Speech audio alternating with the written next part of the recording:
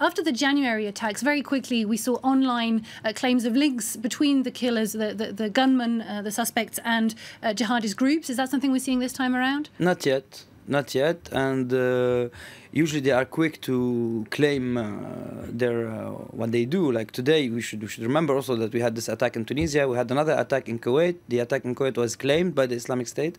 This is one of 3 attacks that was claimed till at this point. But we have to point out one thing, that an operation, a terrorist operation like the Qashi brothers did against Charlie Hebdo, was something organized by Al-Qaeda, while at the same time their friend Amedi Koulibaly acted in the name of the Islamic State. It wasn't commanded by the Islamic State. So there's 2 kinds of operations today. Some are commanded, some people act as lone wolves, and then they claim that they are doing it for a given organization. So we have to be careful today to see if what happened in France is something commanded by a group or another, because we don't know yet who's responsible for that, or is it a lone wolf who acted with a few people, and then he's going to claim himself for a cause or for a given group. So we have to be really careful, because not all organizations have the means, the material means, to put up an operation in a country like France. And in the January attacks, the videos we got were in fact after those gunmen were killed. They were put online claiming responsibility for the attacks on the Supercacher and on Charlie Hebdo.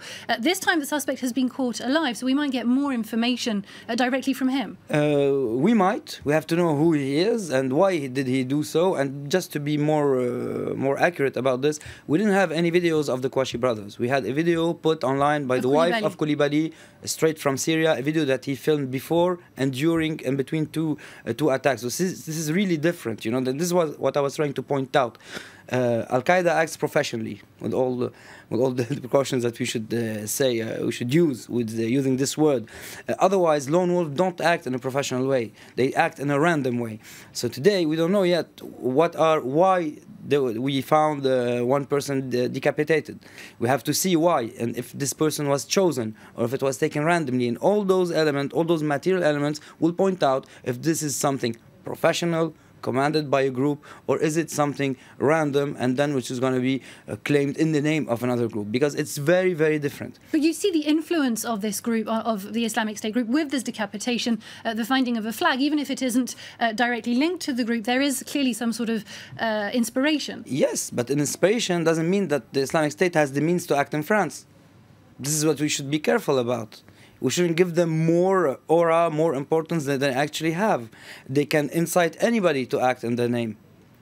And how much of a hold do they have? I mean, a lot of the Europeans, would-be jihadists who leave for Iraq or Syria, come from France. How much of a hold do these groups, such as the Islamic State or perhaps more Al-Qaeda, have on these young people? This is also another thing, because people who already joined them, they joined them to stay.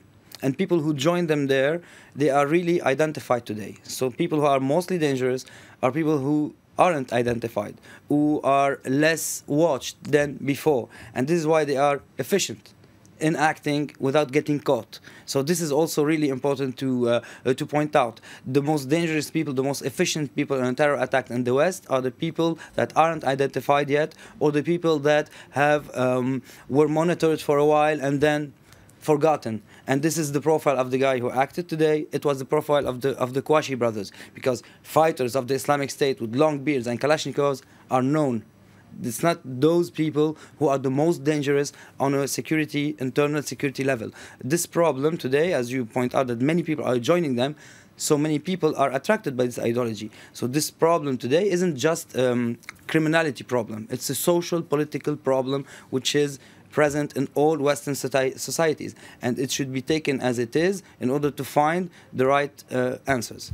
Now, new security laws were put into place this week to better monitor possible terrorist threats.